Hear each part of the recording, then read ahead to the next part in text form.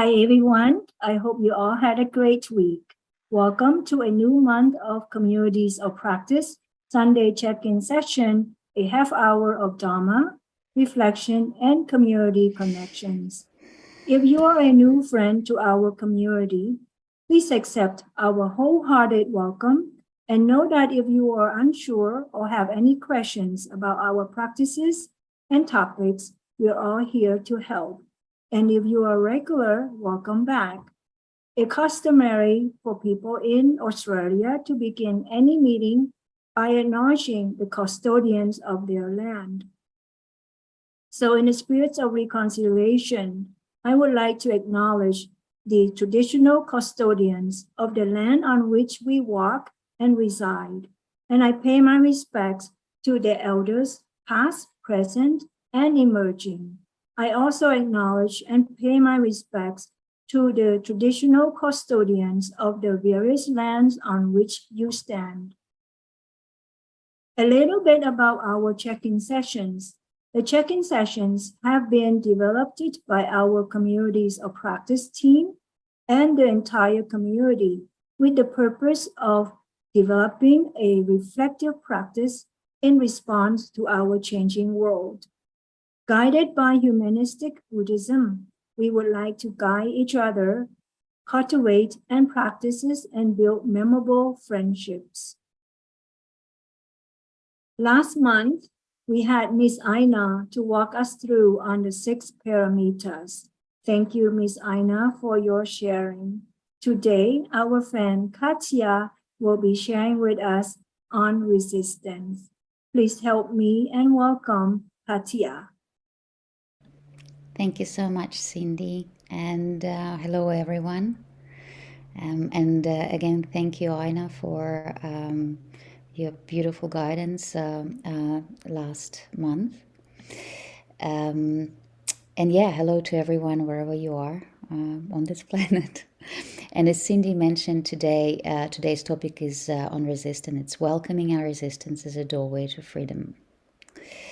Whenever we face change or discomfort, we resist. And so today we will look at the whys and whats of resistance, as well as the ways to working with it. And let's start with a mindful check-in, our meditation. So closing your eyes and checking your posture so that the back is straight, shoulders back and relaxed, and arms and legs relaxed, and face as well.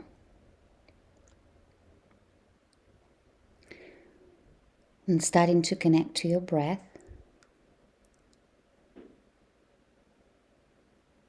And seeing your chest and belly rise with each in-breath and fall with each out-breath.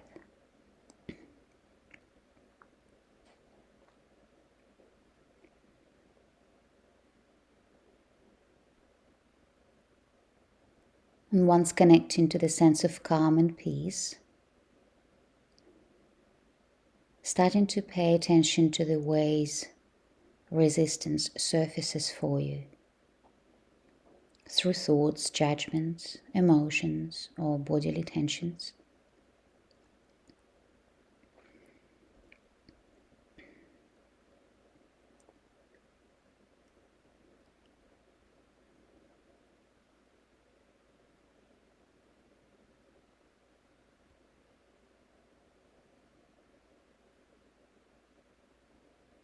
And whenever noticing it, acknowledging, perhaps smiling at it, accepting it for what it is, and staying with that calm and peace.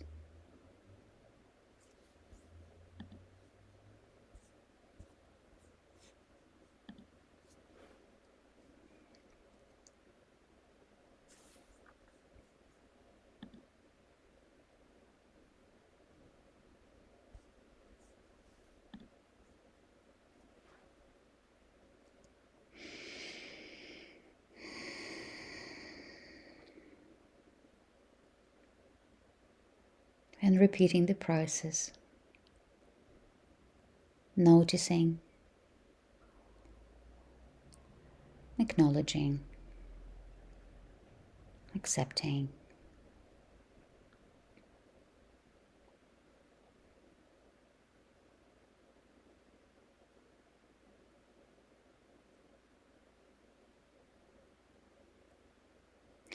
And in your time, coming back,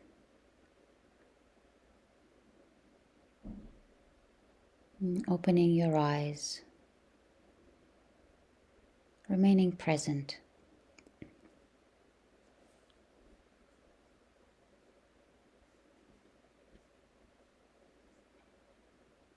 Next slide, Cindy, thank you.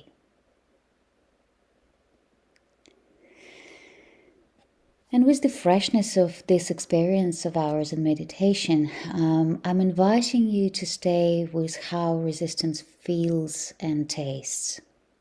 For each person, it may express itself differently, but essentially it is any way in which we're not embracing the present moment, exactly the way it is. When we say no to what is being presented to us, or when we dislike something or start filtering it. That is why committing to the Buddha's way is so important.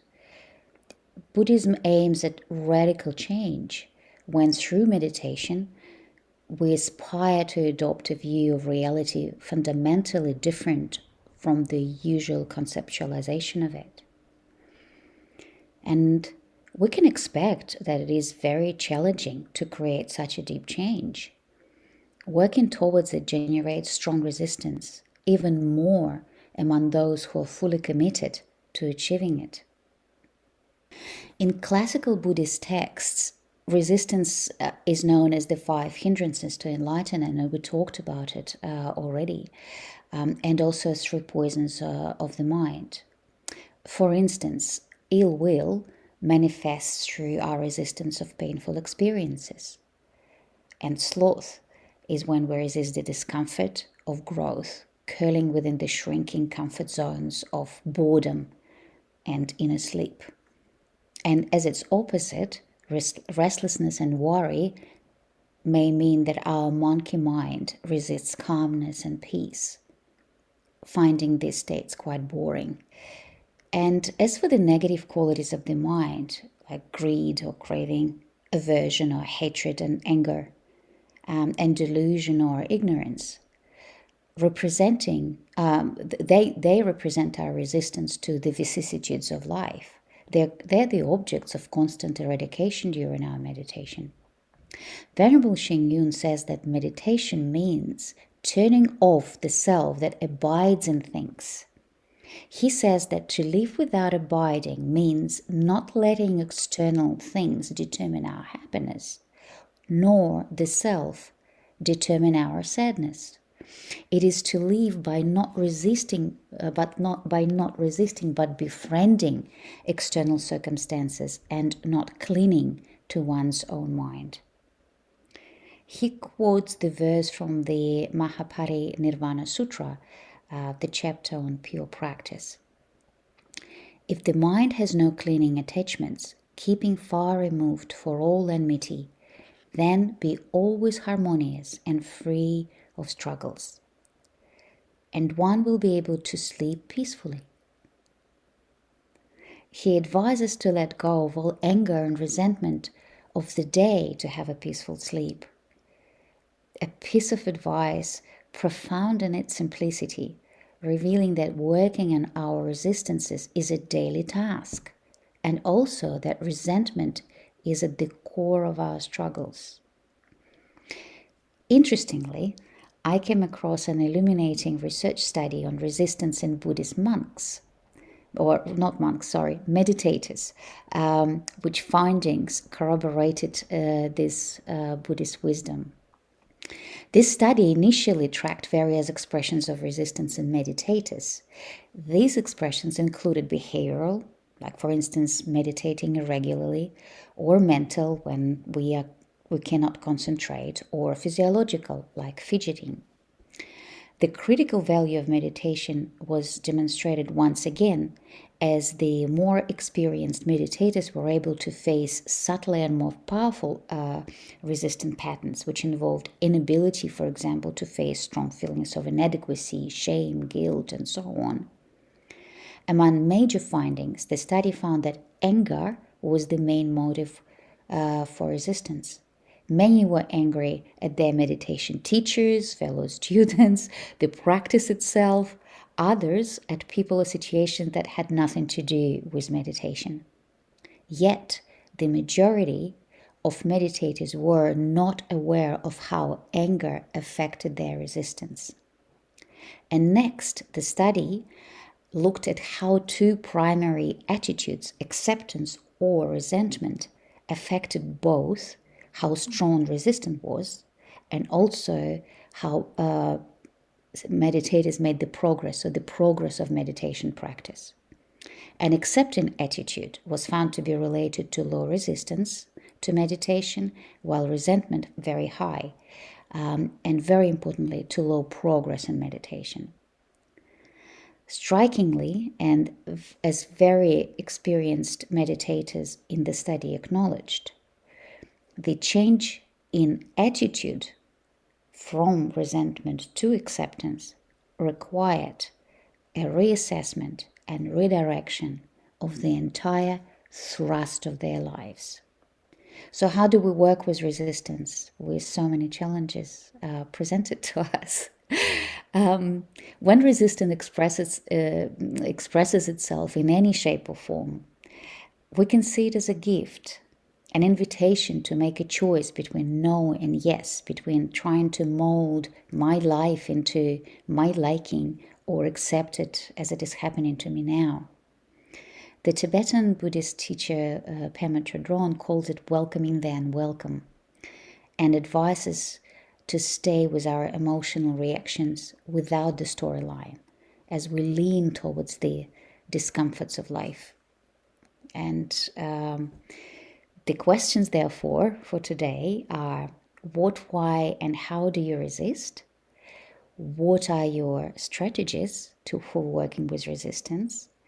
And what does resistance have to do with your feelings? And now I will hand it over to Cindy to guide us through the transfer to our group discussions. Thank you. Thank you, Katya, for your insights on resistance. It's given us a lot to think about, and now it's the community's turn to discuss these questions and any thoughts you have. We will be placed in groups of 3 or 4 to share and discuss these questions. In the beginning, we do recommend spending a little time to get to know each other, just so we can all get a little more comfortable sharing and discussing the questions. Of course, let your discussions flow as they do, but we will provide a little prompts here and there to guide you. Our sessions are guided by metta, unconditional love and kindness for all beings. So let's use this opportunity to express and receive loving kindness to and from each other by taking time to pause, share, and listen. Afterward, we will ask you to share some of your findings with the larger group. But for now, let's break out for some rich and nourishing discussions. See you all back in 15 minutes. All right. Everyone is back. I do hope that your discussions were illuminating and interesting. So if you have any thoughts, reflections on that, please do share in the chat. Yes, which is always determination, awareness, acceptance, and persistent DAP helps with resistance by being peace, kindness, and gentle on the actions, thoughts, and feelings. And yes, in our group we also talked about that kindness. Meg was saying that is so important for that accepting attitude, and that's what it basically is, that kindness and forgiveness. to ourselves as we notice what is going on from moment to moment. And Cindy sending journaling from Andy. Okay, yeah, that helps as well. That continuing, ongoing task of noticing how we resist. And we also, I was asked regarding resistance in terms of, resistance as our work with injustice. And today we're looking more into that phenomenological, I suppose, dimension of it, that part that is so integral to our practice and meditation. And Priscilla is saying we often turn away when things feel hard. Yes, but only through working with resistance can we grow stronger and more free. I agree. And Bruce is saying acceptance of another position doesn't mean you have to agree with it. That's true, because a lot of confusion is in that. It is about appreciating the rich diversity that makes up our world. Other experience similar experiences differently. That's true. So please do keep writing, dear friends. And let's now conclude our formal part of the session for today. Thank you, Cindy. Thank you. We really hope the check-in sessions was helpful to you, and we hope you experience the unconditional love and compassion of this community. For anyone who might be experiencing a greater need than what today could meet, please don't hesitate to contact us via email. You can also reach out to the professional organizations on the screen. Our Venerable is currently receiving offerings from over 400 people in the main shrine today for Sangha Day. Venerable sends her heartfelt greetings to all of us and would like to share these messages. The Buddha's Right International Association, also known as BLIA, has most generously organized themselves to commemorate Sangha Day today at Nantian Temple. It is a day for Buddhists to recall how the Buddha had painstakingly set up a Sangha so that the Dharma can sustain through time and space. Since then, there are Sanghas in all 10 directions. I value the communities of practice as a Sangha too, a safe place where we can meet, cultivate, and share. And also in the spirit of Sangha Day, I wish a happy Sangha Day. May our gift of Dharma friendships shine brightly and continuously. That is from our Venerable. I have a few announcements to share with everyone. First, the announcement is save the date. We will be having a gathering at Nantian Institute on Sunday, September 25th. So if you are in the area on the day, please come and join us for a chance to finally meet those friendly Zoom faces in person. More details to come. Another announcement is to share our friend, Communities of Practice friend, Professor Stephen Hill book will be held at Wollongong on Tuesday, August 23rd from 4:30 to 6 p.m. Please register before August 12th. Seats are limited. Thank you. And another one, this is just fresh from off the press, I just found out. Another announcement is to share our friend, Xiaomong, Yijun, and Liam. They will have an online community of practice sharing on August the 12th. That is the Pacific Standard Time in California. And it's 2 p.m. August 13th on Saturday. For an online chat with our 3 youth friends. And it is from 9 to 10. But I said it's 2 p.m. on Australia time. Thank you. As we check out today, let us recite the dedication of merits together to send love and compassion to each other and whoever is in need. Let us now dedicate the goodness of what you have done to all living beings. May kindness compassion, joy, and equanimity pervade all worlds. May we cherish and build affinities to benefit all beings. May Chan, Pure Land, and precepts inspire equality and patience. May our gratitude and humility give rise to great vows. Thank you everyone for joining us for this check-in session. Thank you, Katya, for sharing on resistance today. We look forward to learning about our habits next week.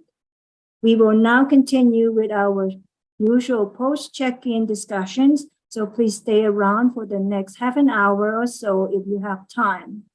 Otherwise, we will see you next Sunday at 11 a.m. or the time zone you are at. Thank you so much.